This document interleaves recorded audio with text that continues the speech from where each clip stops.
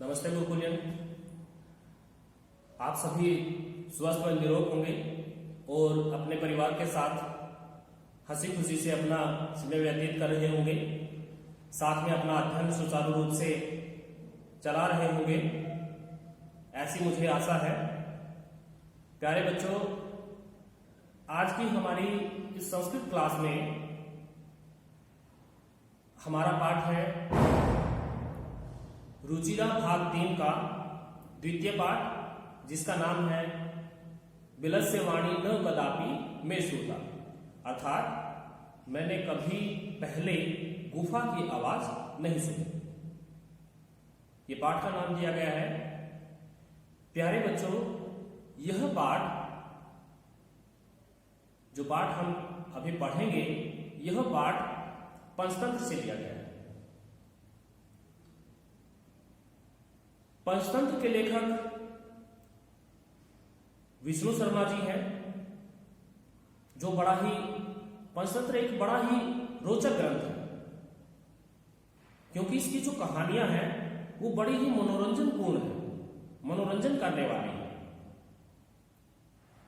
हमारा जो ये पाठ है पंचतंत्र का जो तीसरा पार्ट है, तीसरा भाग है, वहां से लिया गया है, तीसरे तंत्र से लिया गया है, जिसका नाम है काकोलुकी। काक और उल्लूक, वहां से इसको लिया गया है। पंचतंत्र के 5 तंत्र है, 5 भाग है, इसी कारण पंचतंत्र का ये नाम पड़ा। पंचतंत्र की खासियत क्या है? पंचतंत्र में जितने भी पात्र हैं, करैक्टर कह लीजिए, नायक कह लीजिए, वो सभी पशु पक्षी हैं।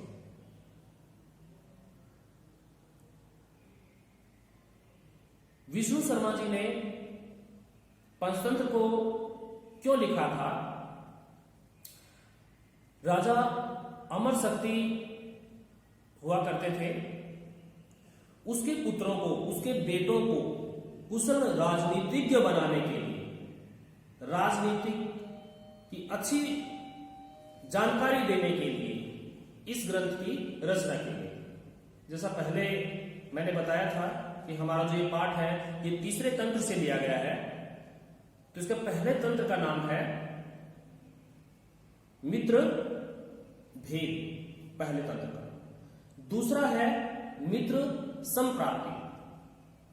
तीसरा इसका भेद है काकोलुकियम।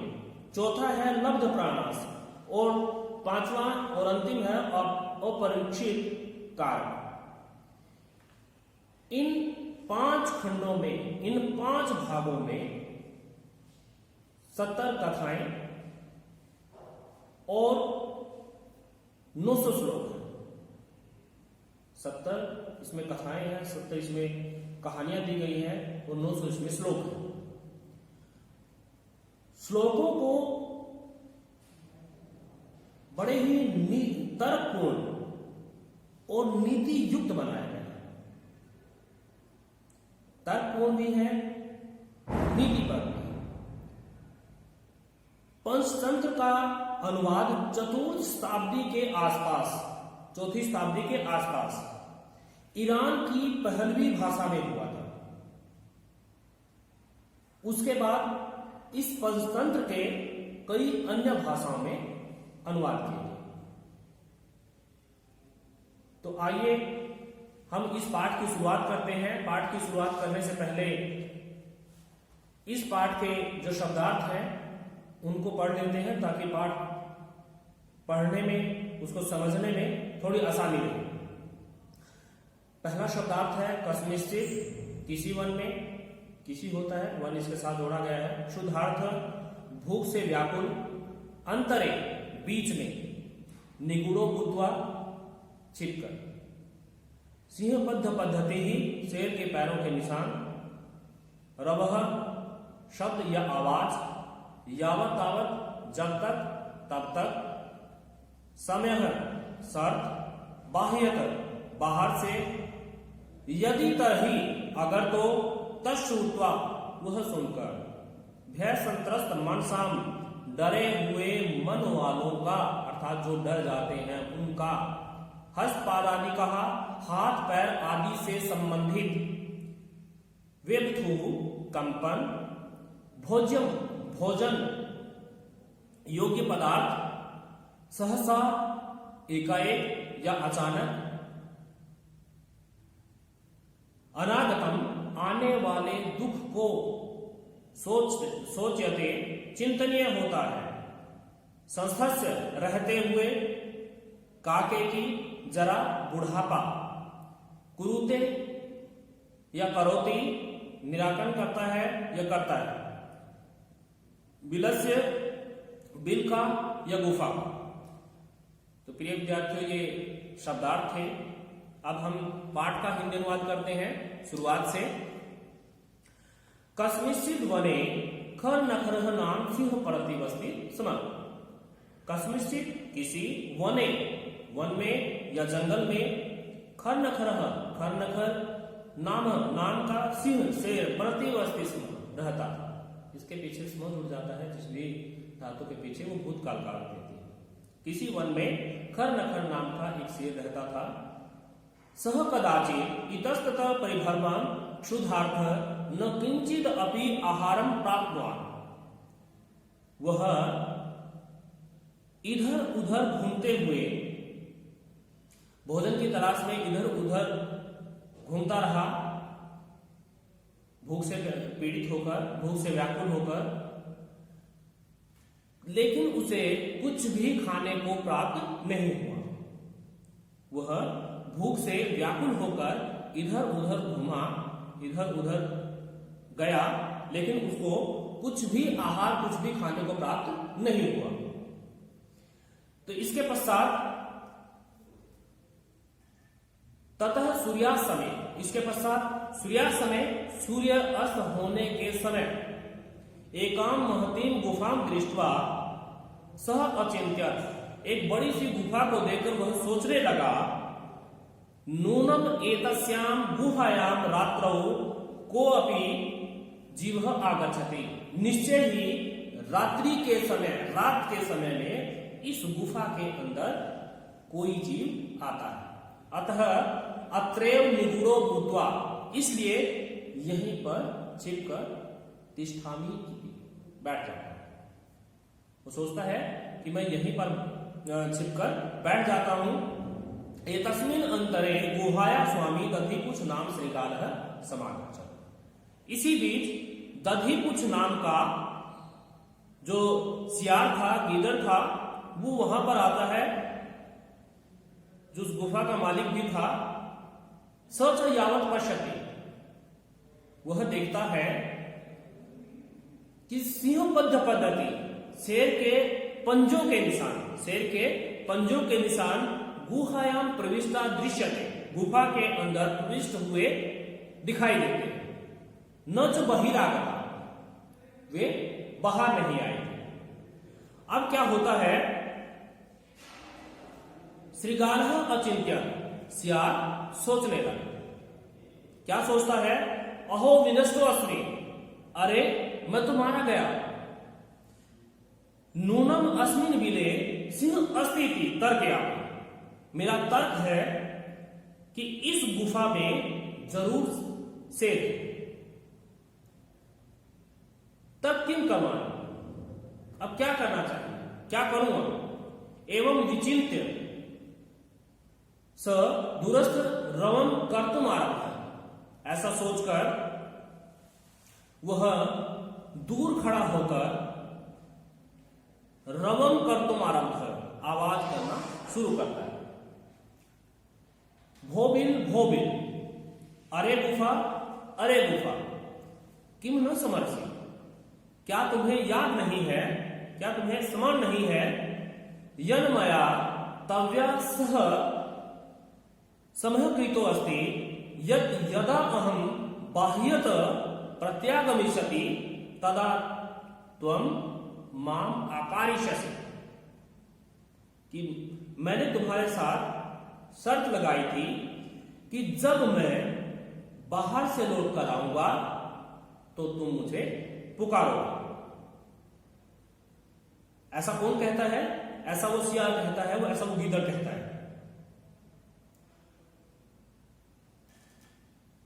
यदि त्वम माम न आह्वयससि तरहि अहम द्वितीयं बिलं यास्यामि। अगर तुम मुझे नहीं पुकारोगी, अगर तुम मुझे आवाज नहीं लगाओगी, तो मैं दूसरी गुफा में चला जाऊंगा। वास्तव में यहां पर ध्यान देने योग्य बात है कि जो सियार है और गुफा है, उन दोनों की कोई साथ नहीं लगी। वो बड़ा ही चतुर है और शेर के पंजों के द्वारा, पंजे देखने से वो गुफा के अंदर गए थे, उनके द्वारा वो अनुमान लगा लेता है कि वो इसके अंदर है, शेर इसके अंदर छिपा बैठा है। लेकिन कंफर्म करने के लिए, अपनी बात को स्पष्ट करने के लिए वह यह युक्ति लड़ाता है, लेकिन शेर उसके झांसे में आ जाता है। आगे क्या होता है पढ़ते हैं। अथ एतत् श्रुत्वा सिंह अचिंत्यन। अथ इसके पश्चात, एतत् श्रुत्वा यह सुनकर, जो सियार बोल रहा था वो बात सुनकर सिंह अचिंत्यन, शेर सोचने लगा। क्या सोचता है? नूनम ऐसा गुहा स्वामी ने सदा समाह्वानम करोति। नूनम ऐसा, निश्चय ही, ऐसा गुहा, यह गुफा, स्वामी ने, अपने स्वामी का, सदा हमेशा, समाह्वानम करोति, आह्वान करती है, उसको बुलाती है। अर्थात जब भी वो सियार बाहर से आता होगा तो ये गुफा उस सियार को पुकारती होगी, उसको बुलाती होगी। परंतु मद भया न किंचित वदति। मद भया, मेरे भय से, मेरे डर से, मेरे डर के कारण, न किंचित वदति, यह गुफा कुछ नहीं बोल रही। अर्थात यह गुफा मुझसे डर गई है, इसलिए यह गुफा कुछ नहीं बोल रही है। अब वो मन ही मन और अनुमान लगाता है, और डरे हुए जो लोग होते हैं उनकी क्या विशेषता बताता है, वो अगले श्लोक के माध्यम से बताया गया है। आगे श्लोक जो दिया गया है उसके माध्यम से बताया गया है। अथवा साध्वीनम उच्यते, यह सही कहा गया है, ठीक ही कहा गया है। क्या कहा गया है? भय संत्रस्त मनसाम हस्तपादादि कहा क्रिया प्रवर्तन्ते न वाणिच वेत्थुश्च अधिको भवे।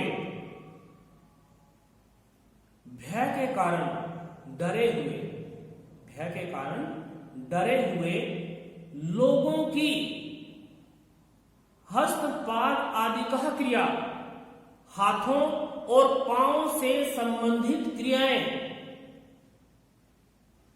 वो जो उनके काम है, हाथों के और पांव के, वो क्रियाएं, वो काम नो प्रवर्तन, नहीं होते हैं, काम नहीं करते हैं।